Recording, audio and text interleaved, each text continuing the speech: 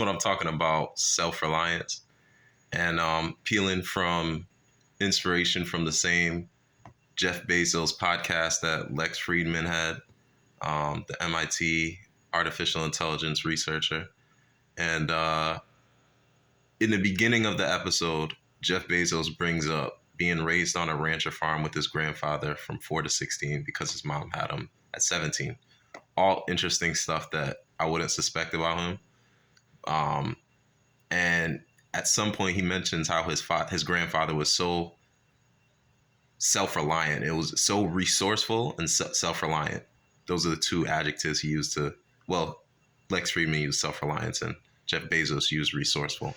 But both of them accurately describe his experience of witnessing and spending time with his grandfather at that ranch.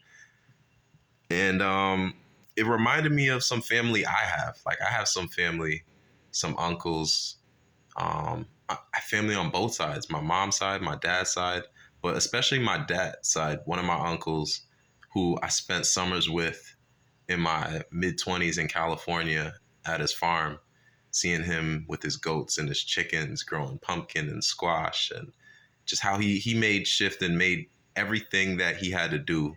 He did everything that he could. And the thing is he's doing this in his late 60s, early 70s. And he's looking more lean, muscular than me at that age, which is probably like 26, 27.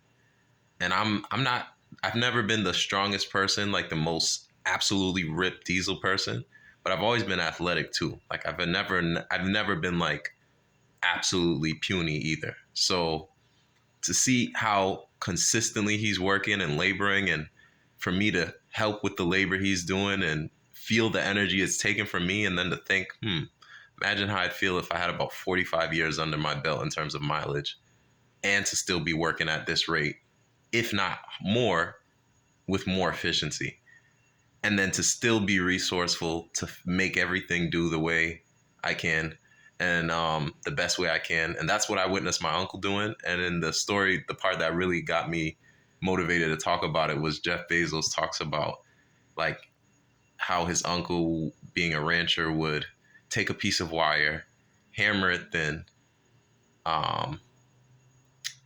poke and drill a hole to the top, and sharpen the end of it to make a needle from scratch. And I'm like, yo, I've seen people I know do shit like that. Like maybe not that literal example, but I've seen people be equally resourceful, absolutely no excuses, absolute problem solving capacity.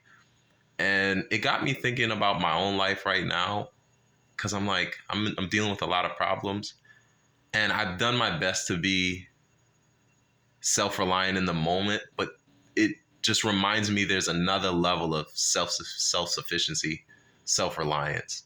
And I'm thinking about the things I'm thinking of doing now and the challenges I'm facing now, and where I want to make excuses, I'm forced to address it with, am I really doing everything I can be doing?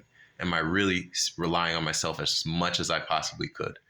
And I think I'm realizing like there's so much more room for me to be that person I know I have the capacity to be. And so the thing I like about that story and what I'm hoping to share with you all is when you really fully embrace being self-reliant, it really makes you cut out the excuses, cut out the noise.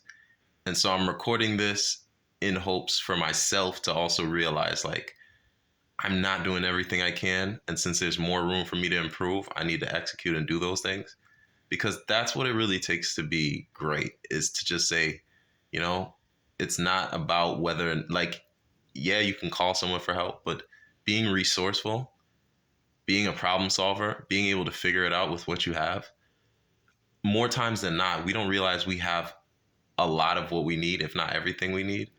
And looking outside of ourselves is the problem. Looking inwards is the solution.